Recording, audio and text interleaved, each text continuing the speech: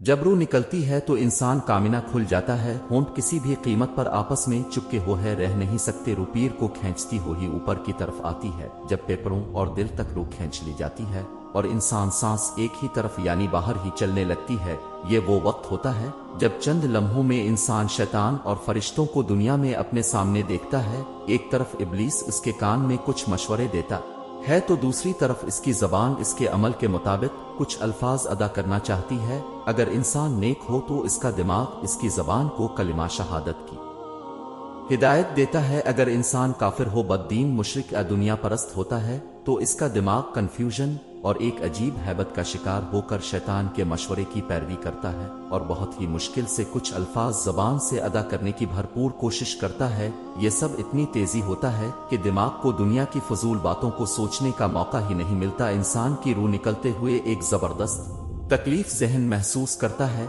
लेकिन तड़प नहीं पाता, क्योंकि दिमाग को छोड़कर बाकी जिस्म की रूह इसके हल्क में इकट्ठी हो जाती है और जिस्म एक गोश्त के बेजान लोथड़े की तरह पड़ा हुआ होता है जिसमें कोई हरकत की गुंजाइश नहीं रहती। आखिर में दिमाग की रूह भी खींच ली जाती है। आंखें रूह को ले जाते हुए देखती हैं, इसलिए कि आंखों की पुतलियां ऊपर चढ़ जाती है। जिस समत फरिश्ता रूह कब्ज करके जाता है इस समत की तरफ होती है। इसके बाद इंसान की जिंदगी का सफर शुरू होता है जिसमें रूह तकलीफों के तहखानों से लेकर आराम के महल्लात की आहट महसूस करने लगती है। जैसा कि इससे वादा किया गया है, जो दुनिया से गया वापस कभी लूटा नहीं, सिर्फ इसलिए कि क्योंकि इसकी रूह आलम ए बरज़ख का इंतजार कर रही होती है जिसमें इसका ठिकाना दे दिया जाएगा। इस दुनिया में महसूस होने वाली तवील मुद्दत उन रूहों के लिए चंद सेकंड से ज्यादा नहीं होगी। यहाँ तक कि अगर कोई आज से करोड़ों साल पहले ही क्यों ना मर चुका हो, मोमिन की रूह इस तरह खींच ली जाती है जैसे आटे से बाल निकाला जाता है। गुनाहगार की रूह खारदार दरख्त पर पड़े सूती कपड़े की तरह खींची जाती है। अल्लाह सुब्हाना व तआला हम सबको मौत के वक्त कलिमा